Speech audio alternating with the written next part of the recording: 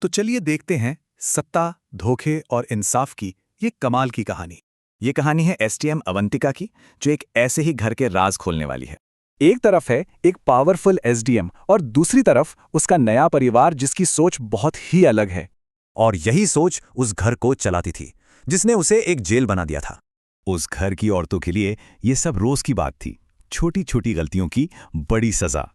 यहां तक कि उसका पति भी उसे साफ साफ कहता है, इस घर में तुम पत्नी हो, अफसर नहीं।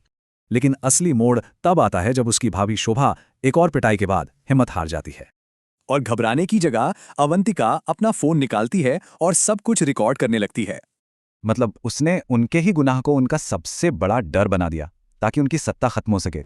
बस इसी एक धमकी से घर के मर्द घुटनों पर आ जाते हैं और अवंतिका का राज शुरू होता है। अब खेल पूरी तरह से पलट चुका था। जो मालिक थे अब नौकर बन गए थे। अवंतिका ने उन्हें वही जिंदगी जीने पर मजबूर किया जो वो दूसरों को देते आए थे। और ये एक ऐसा पल था जिसने उस घर की मर्दों वाली पूरी हुकूमत को तोड़ कर रख दिया। अवंतिका को देखकर घर की दूसरी औरतें भी अब अपनी आवाज उठाने लगी थीं।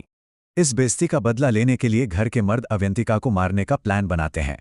लेकिन एक एसडीएम होने के नाते वो उनकी चाल समझ जाती है और उन्हें चेतावनी भी देती है। अब परिवार का असली इम्तिहान होता है, लेकिन इस बार खतरा बाहर से आता है। और ऐसे मुश्किल वक्त में औरतें अपने ही अत्याचारियों को बचाने का फैसला करती हैं। और जब मर्द अपनी गलती मान लेते हैं, तब अवंतिका अपना आखिरी और सबसे बड़ा दांव चलती है। शोभा कमरे में वापस आ जाती है, जिंदा।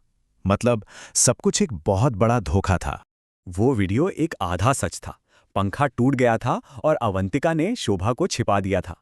इस पूरे नाटक के बाद घर के मर्दों को आखिरकार अपनी गलती का एहसास हो जाता है। अब घर में एक नया माहौल बनता है, जिसे अब एसडीएम बहू ही चलाने वाली है।